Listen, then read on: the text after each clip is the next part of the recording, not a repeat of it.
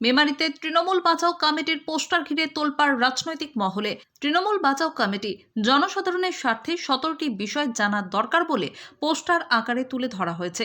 কোটি টাকার দুর্নীতি থেকে বালির খাত ও টোল প্লাজায় তোলাবাজি, এমনই পোস্টার চোখে পড়ে মেমারিতে। বিরোধী দলের চক্রান্ত বললেন মেমারি 1 নম্বর ব্লক সভাপতি নিত্যানন্দ ব্যানার্জি। রাজ্যে বিধানসভা নির্বাচনের নির্ঘণ্ট প্রকাশের আগেই পূর্ব বর্ধমানের মেমারিতে শাসক দলের অন্তরের কোন্দল ফের প্রকাশ্যে, এমনটাই মনে করছেন রাজনৈতিক মহল। সোমবার শহরের বিভিন্ন স্থানে তৃণমূল কংগ্রেসের বিধায়ক এবং জেলা পরিষদের বনভূমি কর্মাধ্যক্ষের বিরুদ্ধে ভুরি ভুরি দুর্নীতির অভিযোগ তুলে পোস্টার পড়াকে কেন্দ্র করে রাজনৈতিক মহলে তীব্র চাঞ্চল্যের সৃষ্টি হয়েছে। তৃণমূল বাঁচাও কমিটির নাম দেওয়া এই পোস্টারগুলিতে অবৈধ জমি বিক্রি থেকে শুরু করে বালি খাদান ও টেন্ডার দুর্নীতির মতো গুরুতর অভিযোগ তুলে ধরা হয়েছে। পোস্টারগুলিতে পুরসভার বিরুদ্ধে একাধিক বিস্ফোরক অভিযোগ আনা হয়েছে।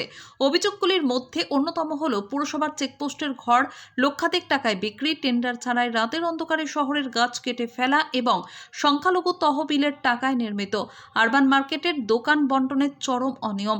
এছাড়াও পিডব্লিউডি এবং ডিভিসির মতো জমিতে অবৈধ নির্মাণ এবং সেই ঘর বিক্রির অর্থ আত্মসাতের অভিযোগও তোলা হয়েছে স্থানীয় নেতা স্বপন বিষয়ী ও সুপ্রিয় সামন্তের বিরুদ্ধে। এই বিষয়ে মঙ্গলবার সকালে মেমারি 1 নম্বর ব্লক তৃণমূল কংগ্রেসের সভাপতি তথা জেলা পরিষদের বনভূমি কর্মাধ্যক্ষ নিত্যানন্দ ব্যানার্জি কি বললেন শোনাবো আপনাদের। মৃত্যুঞ্জয় যশের রিপোর্ট, MBS। রাজনৈতিক তরজা সবসময় চলবে রাজনৈতিক প্রাঙ্গণে। রাজনৈতিক লোকেদের বিরুদ্ধে বিভিন্ন রকম বদনাম অপপ্রচার করার চেষ্টা চলবে।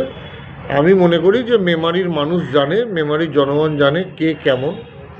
আমি গাছ চুরি করি কিনা, আমি বালি চুরি করি কিনা, আমি মাটি চুরি করি কিনা, সবাই জানে সারাদিন কি কাজ করি। তবে আমি একটা জিনিস বলবো, তৃণমূল বাঁচাও কমিটি নাম করে যে কাজ করা হয়েছে এটা তৃণমূলের কোনো অংশ করেছে বলে আমার মনে হয় না। কারণ তৃণমূল বাঁচাও কমিটি বলবে আর তৃণমূলের নেতাদের নামে পোস্টার সাঁটাবে, এটা হতে পারে না। এটা সম্পূর্ণভাবে বিরোধী দলের কাজ। যারা আমাদের দলের বিরোধিতা করে, যারা আমাদের দলের ভালো চায় না, তারাই এ কাজ করেছে। এবং আমার অবাক লাগছে যে কিছু বলার থাকতেই পারে, দেওয়াল লিখন হতে পারে, পোস্টার হতে পারে, মাইকে বলতে পারে। বুকের পাটা থাকলে, সৎ সাহস থাকলে রাতের অন্ধকারে গিয়ে পোস্টার সাঁটাবে কেন? সৎ সাহস থাকলে, বুকের পাটা থাকলে দিনের বেলাতেই বলবে, দিনের বেলাতেই লিখবে, সবার সামনে বলবে, দরকার হলে বিডিওকে ওসিকে অভিযোগ করবে। অনেক পন্থা আছে তো। কেউ যদি ভুল করে, চেয়ারম্যান, বিধায়ক, ভাইস চেয়ারম্যান, ব্লক সভাপতি কেউ যদি ভুল করে, তার বিরুদ্ধে বলার তো জায়গা আছে। এটা তো গণতান্ত্রিক রাষ্ট্র। এবং আমাদের দলটা তো অন্য দলের মতো নয় যে আমাদের বিরুদ্ধে যারাই কথা বলে তাদের ক্ষতি করার চেষ্টা করা হয়, এমন তো নয়। পরিষ্কার পরিচ্ছন্ন প্রাঙ্গণ আছে, সেখানে বলার জায়গা আছে, গণতন্ত্র আছে, কোনো চিন্তার কিছু নেই। আমি সম্পূর্ণটা মানুষের বিচারের উপর ছেড়ে দিয়েছি।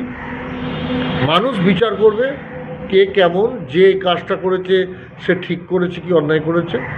তবে আমি নিশ্চিত যে তৃণমূল বাঁচাও কমিটি বলে যেটা লেখা হয়েছে, নিশ্চিতভাবে তৃণমূলের কেউ এটা করেনি। কারণ যারা মমতা বন্দ্যোপাধ্যায়ের সৈনিক, যারা অভিষেক বন্দ্যোপাধ্যায়ের সৈনিক, তারা তৃণমূল কংগ্রেসের নেতাদের বদনাম করবার জন্য তৃণমূল বাঁচাও কমিটি করতে পারে না। নিন্দা বা অপপ্রচার করার একটা চেষ্টা, এটা সম্পূর্ণ বিরোধীদের কাজ।